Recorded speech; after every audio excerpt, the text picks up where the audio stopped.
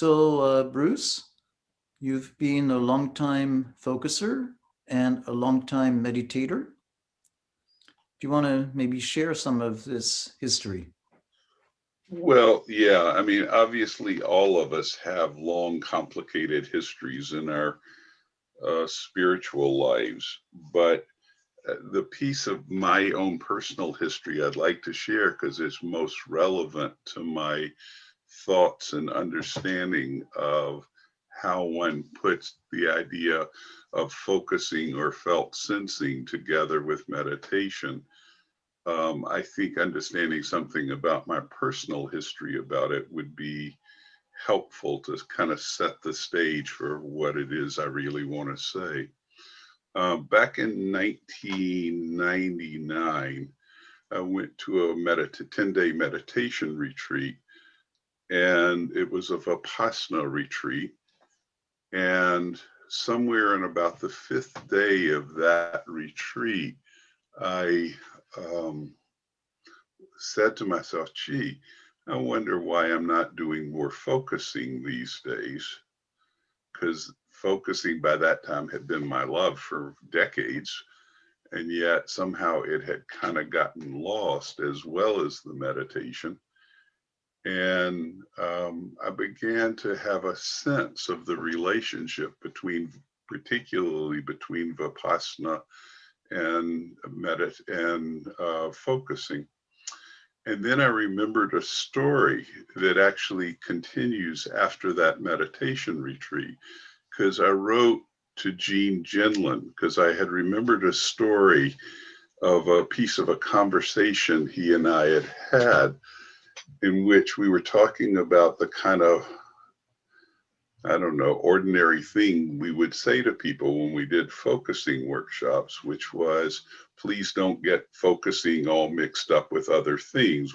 You've done all kinds of other practices. Please learn focusing separately. And then if you want to combine it afterwards, feel free. And so he and I were joking about how often we had to say to people, yes, there is some relationship between hypnotism and focusing, but let's not go there. Let's keep, right. We were laughing about how often we had to say that kind of thing. And he told me a story. And he said, there was an exception to that where there was a young Asian man who came up and talked to him after a workshop and said, focusing is very much like my meditation practice. And Gene said to himself, oh God, here we go again. But in fact, the kid described his meditation practice and Gene said, wow, that's really like focusing. And so he had told me that story in about 1980. I had that conversation with Gene. So here I am in 1999, nearly 20 years later, and I'm sitting in a Vipassana retreat, and I'm thinking, boy, this dovetails too powerfully with my meditation, with my focusing practice. So I wrote Gene after I got home and reminded him of that story and said to him, what kind of meditation was it that kid had described to you? And he said, Vipassana. It was just like one of those strange kind of coming togethers. And the kind of Vipassana that this kid had described to Gene is not what people usually think of Vipassana. It's a kind of rarefied form, but it is the beginning of my thoughts about focusing and of the combining of focusing and meditation, because I remembered the conversation and I had a sense by then of what Vipassana was and how these two things came together. So with that history kind of there, what comes next is what actually happened when I began to play with the idea. At that point, I didn't know anybody else in the world who was even considering putting focusing together with meditation. So I was kind of isolated and alone with it. I'm sure there were other people who had been thinking about it, but I didn't know them. And so I began to use my focusing practice as the beginning of a meditation. so that I would sit and notice what felt sense or what bodily reactions were happening inside of me and bring my full meditative attention directly to that feeling in my belly or in my chest or my solar plexus or wherever it happened to be, and just sit with it. And it was different than what I usually thought of focusing, because in focusing, I would interact with the felt sense. I would ask it questions, or I would um, encourage it, or have some kind of dialogue with that thing. Whereas when I did it in a meditative way, it was just bringing my pure attention to it. Now, when I say pure attention, I don't mean clinical attention. I think it's warmer than that, a kind of generosity, of a kind of focusing attention. So it had a warm, open kind of sense, an inviting sense that I would bring to the felt sense and invite it to get larger or invite it to open or that kind of thing. So, But so the what I'm hearing you say is yeah, that in that earlier practice of combining focusing and meditation, you'd start with the focusing mode to get into to notice the felt sense. If you had been continuing in focusing, you'd be engaging with it. right, But instead of engaging with it, it was more of an attitude of warm contemplation, right. of observing as opposed to engaging. Yes. Even observing is a little cooler than it is. I think it's more joining with, or um, sitting close to, or sitting friendly with. Uh, Hmm. Hmm. Observing feels like a different thing. Now, sometimes, if in my own experience now, I would say if something is really hard to sit with, I'm more likely to move to a more observing place. But in general, I choose to feel kind of, I sometimes have described it as like if you were sitting with a little kid who was worried or nervous, you wouldn't just sit there in that observing sense. You would put your arm around them, or you would, sit close and Yeah, be, yeah. So that's a warm presence, yeah, an accompaniment, just being with. yes. Yeah, companioning. That word has some problems with it, but yes, it's essentially that. Um, but it's not in the meditative version of this, it's not interactive. And I can only be that warm if it's something that does not overwhelm or threaten me, or, is, um, friendlier, capable. I'm capable of being friendlier without getting lost in it. Yeah, yeah. Um, So that's an important distinction that we're not talking about something that's a neutral tool, but right, there is a human being who's affected by the content, and the being with is going to be influenced by the nature of the content and the degree of threat that it might represent. right. Yes, well said. Thank you. Um, there were two other influences that came along for me about it. One was I read an article of Andrew McDonald. McDonald, where he talked about a very powerful transformative experience he had, where he began to combine focusing and meditation. And what he said was, it's not my way, but it influenced me and helped me see more deeply into the whole subject. Is he said he sits, if he can meditate and really bring his full presence to what's inside of him, he just meditates. If he has difficulty, he switched to focusing until he could feel more synonymous or in alignment with his felt sense. Hmm. And that, if he called it ego syntonic and ego dystonic, as I remember it. But I understood that, and while it doesn't quite fit my own experience, it did help me begin to see that there was a continuum between what I was calling meditation and what I call focusing, and that it was not either one or the other. It was like a continuum that I could move up and down a scale on.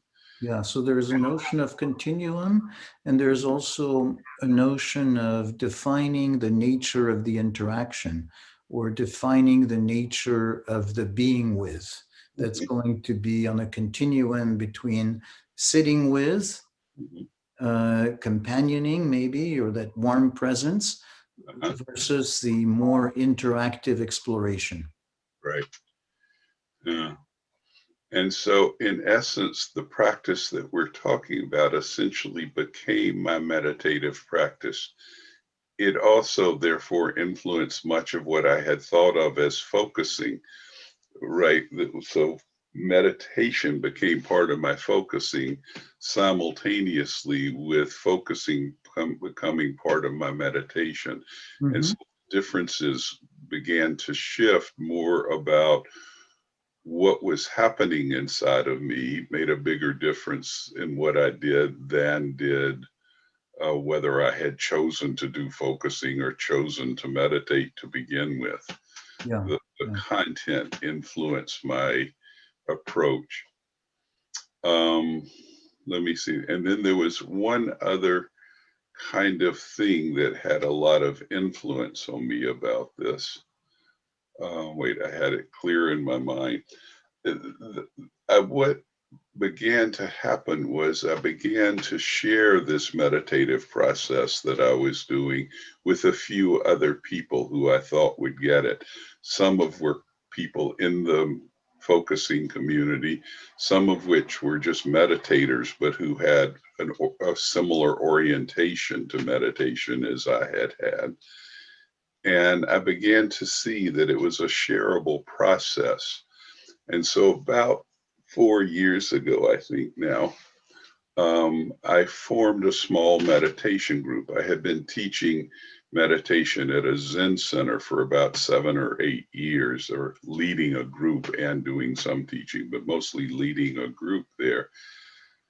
And I began to have this sense of wanting to go my own direction, that I was never really a Zen person, though I loved a lot of what I learned there. And I loved the people at the center where I was a lot. I felt really did and continue to feel very connected, but it just wasn't my path. And so I began to invite a few people. Actually, a neighbor of mine asked me to form a group, and I did that. And that was about 4 years ago. So now I have 4 years of experience of teaching this form of focusing and meditation to, I don't know, we generally have 14 or 15 people a week, and some people have come and gone. So I would say there's probably a group of about 25 or 30 people now who have learned this process from me. And in so doing, have been able to give me feedback about what really works for them and what doesn't work for them. And so it's matured, and that's probably the thing that's most important for me to talk about, is how that has matured. So here's what I would like to say Yeah, yeah. about the more mature form of this practice now. One is what I learned from meditation about a capacity to concentrate is very helpful and very important. Just the ability to bring my attention to a single focus and allow it to stay there without having to fight or struggle or try to force myself to that kind of concentration. But it is more natural to me and now to the people who I teach. And to bring that concentration to a felt sense, to a bodily sense of something, um, is extremely helpful. Like, to be able to do that is wonderful. To be able to do it with a really concentrated attention ups the level of it. gives it a deeper, richer texture. So, Bruce, just to interrupt you a moment, It's okay, no, fine. so just for people who are listening, that the mature form you're talking about is something that's not a process of focusing followed by a process of meditation or vice versa, Yeah. but it is something about connecting to a felt sense. It's a felt sensing, Mhm. and bringing to that felt sensing the meditative quality of focus, but that's a effortless focus as opposed to an efforting of forcing focus. Right. That's very much true. Actually, as you were saying that, I know a good way to say it to you, that there is a co-regulation between what my felt sense is and what my approach to that felt sense is, so that it's like each influences the other. If I sit and there's something really bugging me or something really tightening me up, then that impacts what I mean, what kind of attention I bring to it. If in fact, when I sit, there's a kind of openness, I can bring a different kind of attention. So they each go up and down in relationship to each other. And that for me is maybe what's most powerful in all of this is Right. that co-regulating between felt sensing and meditative practice. Right, right. So that the notion of co-regulation, Uh-huh, something that is happening as you are in the process. uh-huh, The process itself is shaped by what is happening. uh-huh.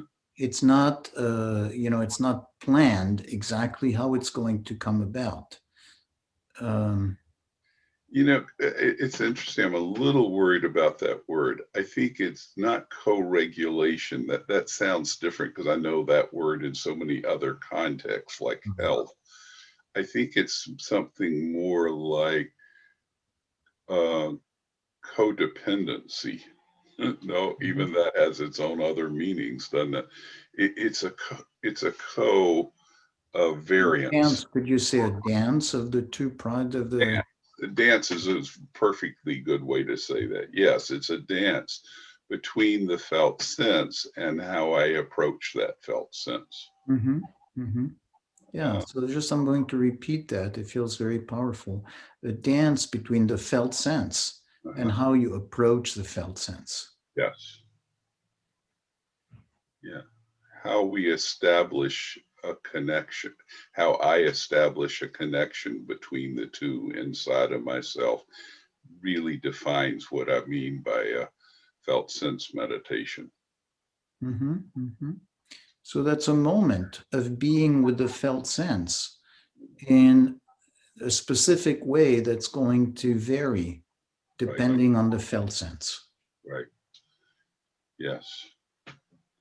Um, and I would like to add one piece. I don't know how much time we have, but there's an important piece of that you and I have talked a lot about over time, which is part of that dance is to get a sense of what the right distance from the felt sense is. It is my belief and my experience now over a long time to understand that there's a kind of natural right distance, that there are times when it feels perfectly right to merge with the felt sense, to dive fully into it. And there are times when it's really right to hold it at a large distance because to move closer raises anxiety and takes me away from a more open, curious, and compassionate place inside of myself. Yeah, so that feels really very powerful. And I want to highlight something there, that what we're talking about is something that very clearly is an embodied activity. Right.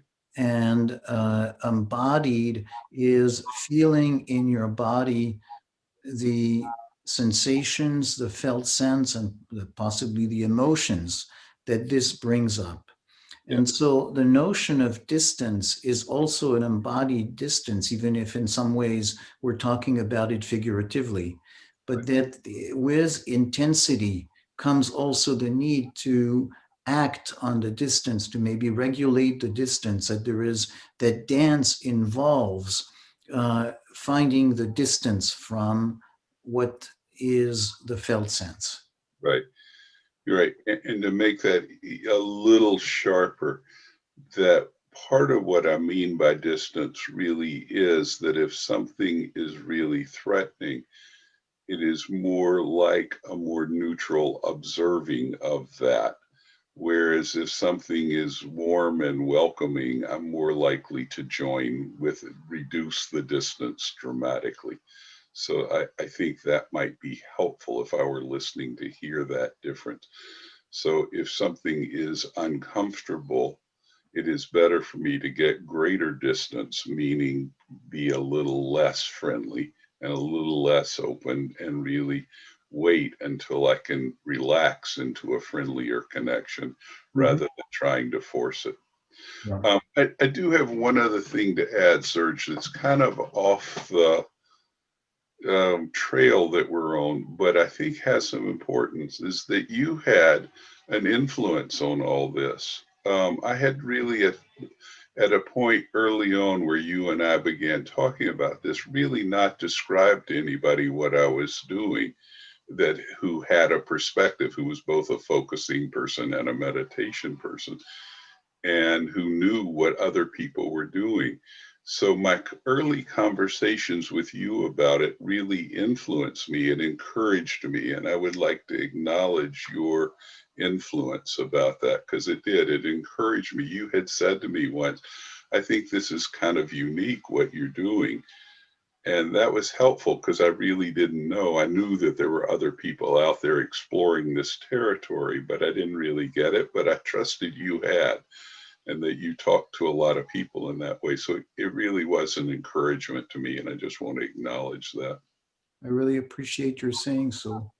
Yeah. And as you know, a lot of what you have been doing has been a very profound influence on how I approach this. Oh, I love that.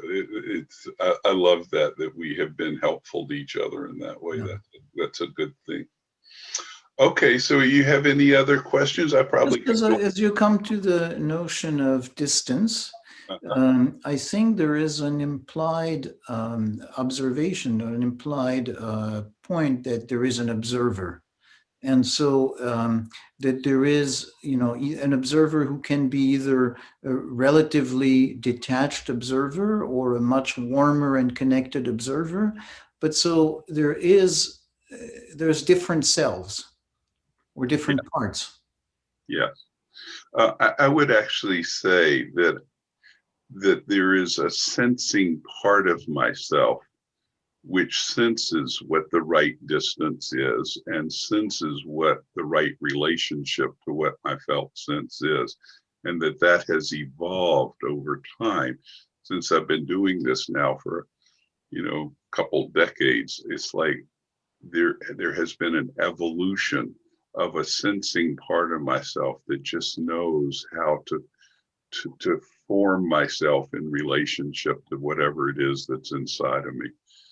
And that's really kind of what I mean by right distance. But I choose right distance based on some part of me that senses deeply into the felt sense. And on that basis, I make those choices.